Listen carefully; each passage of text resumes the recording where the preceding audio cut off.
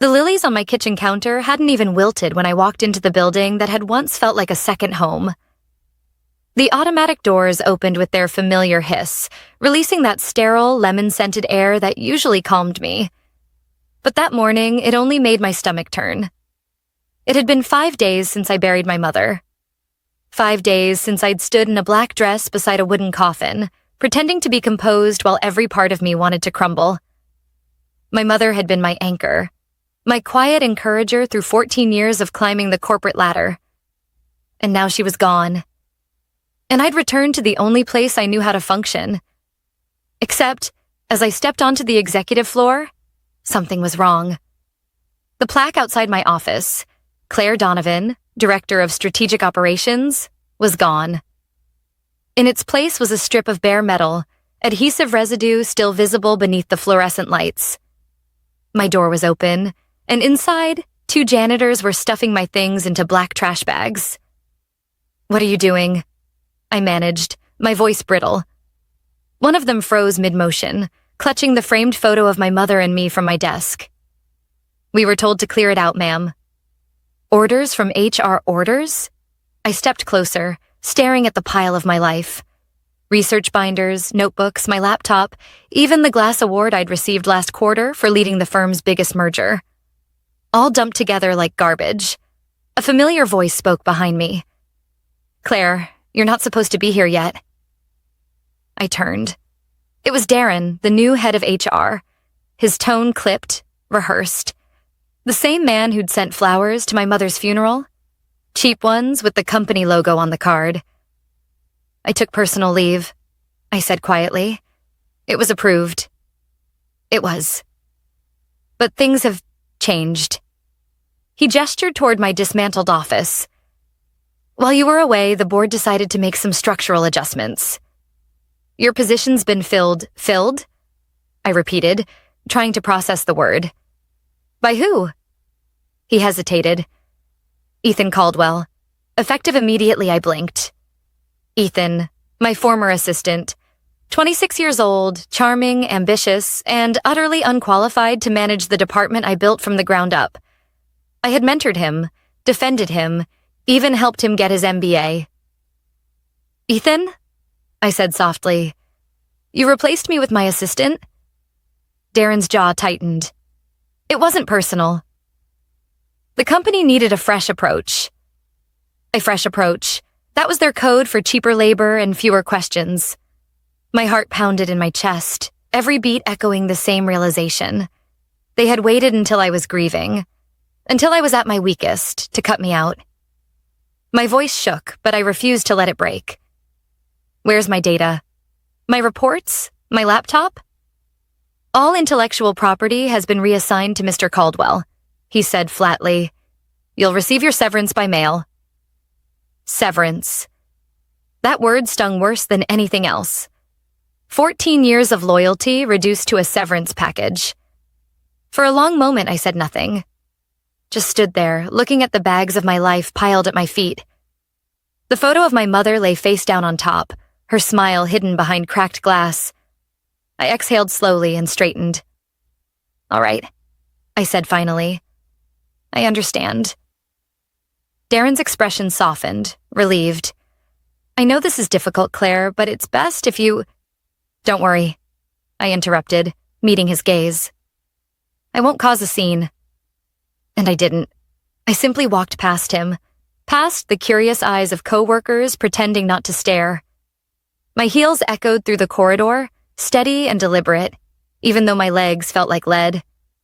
By the time I reached the parking lot, my hands were trembling so badly I could barely unlock my car. The grief I'd been holding back for days surged upward. Anger, betrayal, disbelief all tangled together.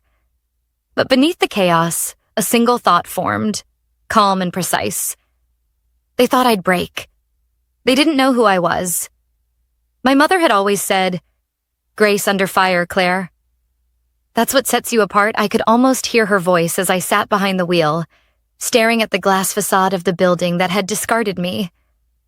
I wiped my tears, steadied my breathing, and opened my phone. Not my lawyer. Not yet. There was someone else I needed to call. someone who owed me a favor. When the line connected, a low voice answered. Claire? I didn't expect to hear from you so soon. They've made a mistake, I said evenly, and I'm going to need your help correcting it. There was a pause on the other end, then a quiet chuckle. Understood. How soon? Now. I hung up, my reflection faint in the windshield. Tired eyes, pale skin, determination flickering beneath exhaustion. The first rays of sunlight broke through the morning clouds, glinting off the building's glass panels. By noon, the executive floor would be in chaos. They just didn't know it yet. The city was still half asleep when I drove away from the parking lot. I didn't head home. Instead, I pulled into a quiet cafe 2 blocks away, ordered black coffee, and opened my laptop. My hands still shook as I typed the password. The bitterness in my mouth wasn't from the coffee. It was from the humiliation that clung to me like smoke. 14 years of loyalty, and they couldn't even wait until I'd finished mourning my mother. Not an email, not a conversation, not a shred of decency. Just trash bags. I clicked through my personal email, searching for a name buried in the past. David Harlow, a client I'd helped years ago during a merger that saved his logistics company from bankruptcy. He'd once told me, "If you ever need something, Claire, call me directly." I don't forget who saves me. I hadn't thought about that line until now. I typed out a brief message. David, it's Claire Donovan. Something happened at the firm. I need to meet. Today, if possible. It's urgent. Before I could close my laptop, a reply pinged back. My office, 10 a.m. Bring everything you've got. I glanced at the clock. 8:42. The phone call I'd made earlier wasn't to a lawyer or to HR. It had been to David's assistant. The man now sat on the board of Arcturus Holdings, one of the firm's biggest clients. If anyone could shake the foundation of the company that betrayed me, it was him. When I arrived at Arcturus Tower, David greeted me personally in the lobby. He looked older than I remembered. Gray hair now where there had been black, but the same sharp, calculating eyes. Claire, he said, ushering me into his office. You look like hell. I buried my mother last week, I replied quietly. And this morning I lost my job. He frowned, gesturing for me to sit. What happened? I told him everything.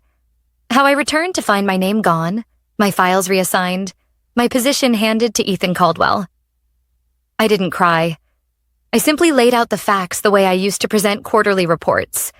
Concise, methodical, controlled. When I finished, he leaned back in his chair. Caldwell, you said? That name rings a bell. He was my assistant. Barely 2 years out of school, David opened his laptop and typed rapidly. Interesting, because this same Caldwell reached out to us last week.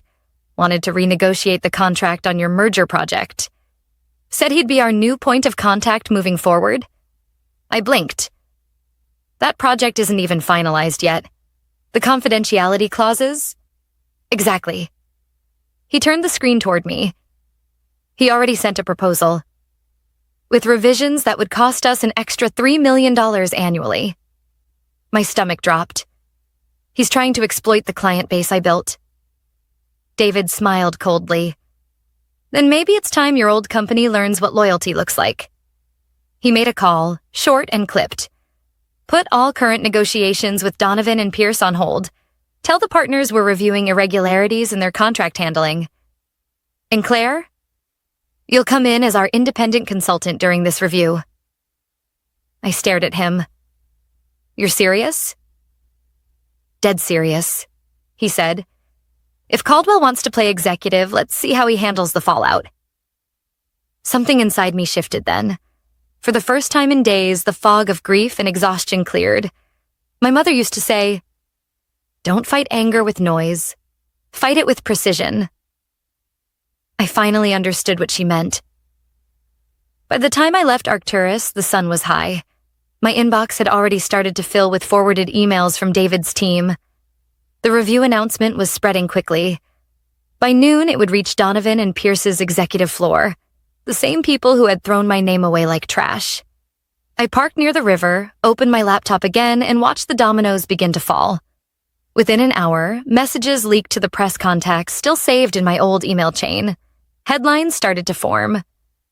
Major client suspends $60 million contract with Donovan and Pierce pending internal audit. I imagined the panic in the boardroom. The CFO pacing. Darren calling emergency meetings. Ethan trying to explain why their biggest client had suddenly gone silent. My phone buzzed. It was an unknown number. Claire? The voice was hesitant. Ethan. What do you want? I said flatly. They're saying Arcturus pulled their account because of me. Did you talk to them? I looked out over the water, the current dark and steady. Ethan, I said quietly, you made your choice. Please, Claire, I didn't know they were letting you go. HR said you weren't coming back, that you'd resigned. I almost laughed. Resigned? Then you should have asked me yourself, I said, and ended the call. As the phone screen dimmed, I felt a strange calm settle over me. Not vengeance, exactly. Clarity. They'd taken my job while I was mourning. Now I'd taken their stability while they were celebrating. By noon, as I promised, chaos hit the entire executive floor. And it was only the beginning. By the next morning, my phone wouldn't stop buzzing. Texts, missed calls, unknown numbers. I sat at my kitchen table in the same black dress I'd worn to my mother's funeral, cold coffee untouched beside me. The city was waking up again, but for the people at Donovan and Pierce, the morning was chaos. The first news headline hit before 8 a.m. Arcturus Holdings freezes $60 million contract pending audit over possible mismanagement. By 9 a.m., 2 more appeared, mentioning a senior-level shakeup and possible misconduct within strategic operations. I hadn't leaked anything. I didn't have to. The story had legs of its own. Still, I didn't feel triumphant. Not yet. I wasn't after revenge for the sake of revenge. I just wanted the truth out. My laptop pinged with a message from David Harlow. It's working. Their PR team reached out. Expect contact soon. He wasn't wrong. At 9:26, my phone rang again. This time, the caller ID displayed Darren Holt, HR director. I let it ring once before answering. Claire Donovan. A pause. Claire, we, need to talk. I could hear the strain in his voice. About what, Darren? The part where you fired me while I was arranging my mother's funeral? Or the part where you gave my job to someone half qualified? He exhaled sharply. No one fired you. There was a misunderstanding. The board assumed you were taking an extended leave. Extended leave? I repeated, incredulous. Then why did you remove my name from the door? That was a clerical error. Look, the situation with Arcturus is bad. The partners are asking questions. They need clarity. Then maybe they should have thought about clarity before they gutted the department. He hesitated, lowering his voice. The managing partner wants to meet. Today. They're offering to bring you back, temporarily, to help stabilize things. I stared out the window at the gray skyline. The same building that had discarded me now wanted my help. Send me the details, I said. I'll think about it. When I hung up, my pulse was steady, not racing. For the first time in days, I was in control. By noon, I was standing in the lobby of Donovan and Pierce again, wearing a dark blue suit and my mother's pearl earrings. I'd washed away the grief on my face with determination. The receptionist froze when she saw me. Ms. Donovan, I didn't realize you were alive? I finished for her with a small smile. Apparently neither did HR. The elevator ride to the 12th floor felt endless. Every floor that passed reminded me how much of my life had been spent here. Late nights, missed birthdays, endless strategy sessions. I'd built my reputation one client at a time, only to have it erased overnight. When the elevator doors opened, I was met with silence. People whispered as I passed. It was strange walking through the wreckage of what used to be my home turf. Darren was waiting outside the conference room. His tie was crooked, his smile forced. "Thank you for coming." Inside, the managing partner, Richard Pierce, sat at the head of the table. A man who'd once toasted my promotion now couldn't even meet my eyes. "Claire," he began, voice measured. "We seem to have had a miscommunication." I folded my hands on the table. "That's one word for it." He cleared his throat. "We value your contributions deeply. Unfortunately, some premature administrative actions were taken during your leave. In light of the Arcturus situation, we'd like your assistance in reassuring them that operations remain stable." "So you want me to fix the problem you created?" "Temporarily," he said, avoiding my stare. "You'll of course be compensated." I leaned back, studying them. "You replaced me with someone who wasn't ready, stripped my access, and handed over sensitive data to a man who violated client trust. And now you want me to clean it up for you." Darren spoke quickly. "We made a mistake." "Let's find a solution instead of assigning blame," I almost laughed. Now they wanted to avoid blame. "All right," I said finally, surprising them both. "I'll help, on one condition." Richard glanced up. "Which is?" "I get full access to the internal correspondence regarding my department. Emails, directives, personnel changes, everything from the past 60 days," Darren frowned. "That's confidential information." "So was my termination," I said evenly. "You want me to fix your crisis? I need transparency." They exchanged uneasy glances, then Richard nodded. "Fine. You'll have temporary reinstatement as a consultant." As I stood, I added quietly, "And Darren? Make sure my name is back on the door before the end of the day." He swallowed. "Of course." By late afternoon, I was back in my office, or rather, what had once been my office. My nameplate had been reinstalled hastily. My shelves were half empty, and the faint scent of cleaning solution lingered. I powered up the computer they'd assigned me and started digging through the internal archives. Most files were routine. Project updates, expense reports. But buried in a folder labeled Operations Transition, I found something that made my heart stop. A memo dated 2 weeks before my mother's death. Subject line, Strategic Realignment. Proposal to replace C. Donovan. The sender? Darren Holt. The recipient? Richard Pierce. And CC'd at the bottom, Ethan Caldwell. My hand froze on the mouse. They hadn't acted during my leave. They'd planned it. I exhaled slowly, the familiar calm settling back in. They thought reinstating me would save them, but they just handed me the proof I needed to bring everything crashing down. That night, I couldn't sleep. Every time I closed my eyes, I saw my mother's handwriting on the sympathy cards piled on my kitchen table. She used to tell me, "The truth always leaves footprints, Claire. You just have to look close enough." So I looked. By midnight, my apartment floor was covered with printouts, memos, and screenshots. The deeper I went, the clearer it became. My removal hadn't been spontaneous. It was a carefully executed move, timed to my mother's illness and funeral. The memo I'd found earlier wasn't the only one. There were emails between Darren and Richard discussing succession strategy, referencing Ethan as a cost-effective replacement. One note read, "She's emotionally compromised. Best to act while she's distracted with family matters?" I stared at those words for a long time, the cursor blinking beside them. Emotionally compromised. That was their justification for gutting my career. I didn't cry. I just started building a timeline. From what I could piece together, Darren had convinced the board that I'd been planning to resign. Ethan was positioned as my successor, trained quietly in the background. Once I took personal leave for my mother's final weeks, they moved fast, reassigning my clients, removing my name, and rewriting internal reports to show voluntary transition. By the time I returned, I'd already been erased. But what they hadn't counted on was my access. As a consultant, I had full clearance again, something they'd never thought through in their panic to fix the Arcturus fallout.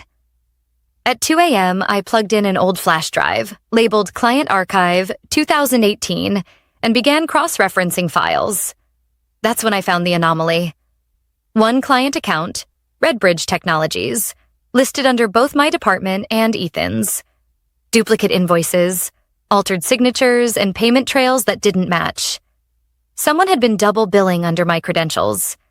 I checked the timestamps. The falsified invoices had been created the week of my mother's funeral. Whoever had done it assumed I'd never see them. My pulse quickened. This wasn't just internal betrayal. It was fraud. The next morning, I arrived at the office before sunrise. The building was eerily quiet. Security lights reflected off the polished floor, and the faint hum of servers filled the air. I made straight for my office, locked the door, and started printing evidence. Emails, invoices, digital trails. All of it. At 8:05, there was a knock. "Come in," I said without looking up. It was Ethan. He looked exhausted. Dark circles under his eyes, his usual arrogance replaced by panic. "Claire, we need to talk," he said, shutting the door behind him. "About what?" I asked, still typing. He hesitated. "I didn't know they were going to push you out like that." "I thought you'd—" "Resigned?" I cut in, glancing up. "Yes, I've heard the story." He rubbed the back of his neck. "They told me it was temporary, that you wanted to step back." I swear, I didn't mean for any of this to happen. I studied him for a moment. His voice cracked slightly, and for the first time I believed he was telling the truth, at least partially. "Then why did you approve duplicate invoices under my name?" I asked quietly. He froze. "What?" "Redbridge Technologies, 2 billing streams, one under my credentials, one under yours. Same deliverables, same dates." His face drained of color. Claire, I didn't do that." "Then who did?" He swallowed hard. "Darren. He said it was to smooth things over while transitioning accounts. He handled the invoices himself." "And you didn't question it?" "I didn't think I could." For a long moment, I said nothing. Then I slid a folder across the desk. Inside was a printed copy of the memo that recommended my removal. Ethan stared at it like it was a live wire. "You were a pawn," I said softly. "But pawns still leave trails." He looked up, guilt and fear battling in his eyes. "What are you going to do?" "What I should have done weeks ago." I stood, gathering the printed documents into a neat stack. "There's a compliance officer who handles fraud audits. You're going to call her and tell her everything. Then you're going to CC me, Claire. If you cooperate, I'll tell them you were manipulated. If you don't—" I met his eyes. "You'll go down with them." He hesitated, then nodded. "I'll make the call." As he left, I finally let myself breathe. My hands were shaking, not from fear, but from the adrenaline of clarity. I forwarded every file I'd found to a secure drive labeled Mother. It was strange, but I felt like she was watching somehow, urging me to see it through. By 10 o'clock, the compliance department had the documents. By 11, an internal investigation was officially opened. And by noon, the whispers started. People avoided Darren in the hallway. The managing partner canceled his lunch meetings. Something was happening behind closed doors, and I was at the center of it. I looked at the office door that once carried my name and thought of my mother's voice again. The truth leaves footprints. And I had just shown them where to look. By Friday morning, the entire building hummed with unease. Conversation stopped when I walked past. Doors that were once left open were now half closed, muffling hurried whispers. The internal investigation had been announced late the previous night, and the email had sent shockwaves through the firm. Subject: compliance audit, confidential. It stated that all senior staff were to cooperate fully with auditors regarding potential irregularities in client billing and departmental transitions. Darren hadn't shown up that morning. His assistant claimed he was working remotely. Everyone knew what that meant. At 9:30, I was summoned to the main conference room. The managing partner, Richard Pierce, sat at the head of the table looking like he hadn't slept. Across from him were two compliance officers from headquarters and Ethan, visibly nervous but present. "Ms. Donovan," one of the auditors began, "thank you for coming. We understand you've been assisting with internal clarifications." I nodded. "Yes, I've provided documentation of inconsistencies I discovered after my reinstatement." Richard leaned forward, clasping his hands. "Claire, this situation has gotten out of control.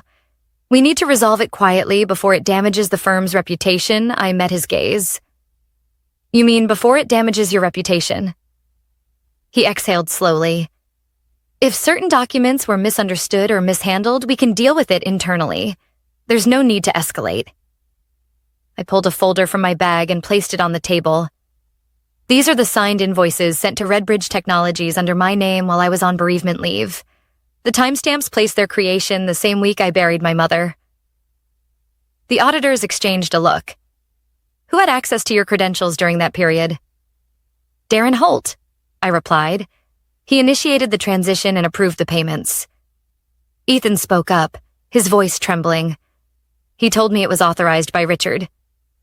Richard turned sharply. "That's absurd." The younger auditor raised an eyebrow.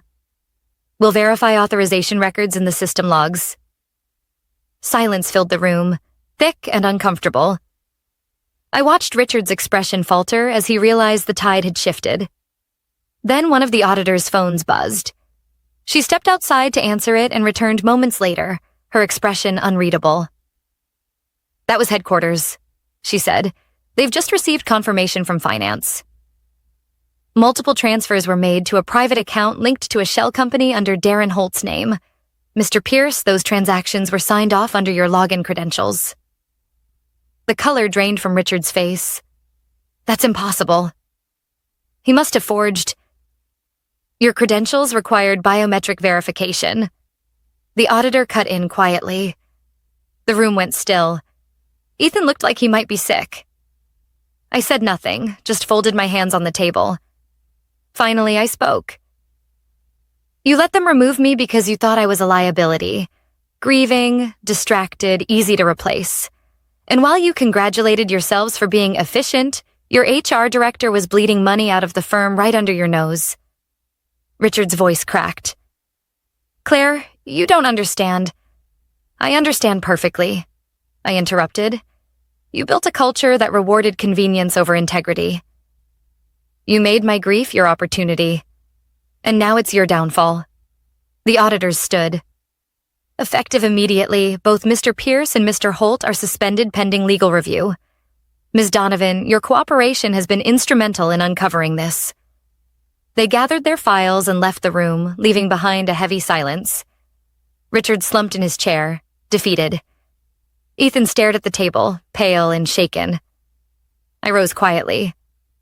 "I'll be leaving my badge at reception," I said. "My work here is done." Ethan looked up. "Claire, I'm sorry." "I know," I said softly. "Make sure you learn from this. Ambition means nothing without conscience." As I walked down the corridor for the last time, staff members looked up from their desks, eyes wide with unspoken questions. No one said a word. I didn't need them to. Outside, the crisp March air filled my lungs. The same city that had once felt suffocating now felt wide open. My phone buzzed with a message from David Harlow. "Arcturus reinstated the contract under your consulting company's name." "Congratulations, Director Donovan." I stared at the message for a moment, the reality sinking in. I had my independence back, not as an employee, but as an equal. I drove straight to the cemetery. The lilies on my mother's grave had begun to wilt, their edges curling brown in the wind. I replaced them with fresh white ones and knelt beside the headstone. "Mom," I whispered, "you were right. The truth does leave footprints." For a long while, I just sat there, letting the quiet settle around me. Not as revenge, not as triumph, but as closure. When I finally stood to leave, I felt lighter, like the version of me who'd walked into that office a week ago had been buried alongside the past. As I reached the car, my phone rang again. It was one of the compliance officers. Ms. Donovan, we've completed the initial review. Headquarters is offering you the position of Regional Director for Compliance and Ethics. They said your integrity saved the firm. For a moment, I couldn't speak. Then I smiled faintly. Tell them I'll think about it. I ended the call and looked out over the horizon, where the morning light touched everything gold. My mother's words echoed once more in my mind. Grace under fire. Claire, that's what sets you apart. She was right. In the end, I hadn't needed to shout, threaten, or destroy. I'd simply shown them the truth, and let it do the rest.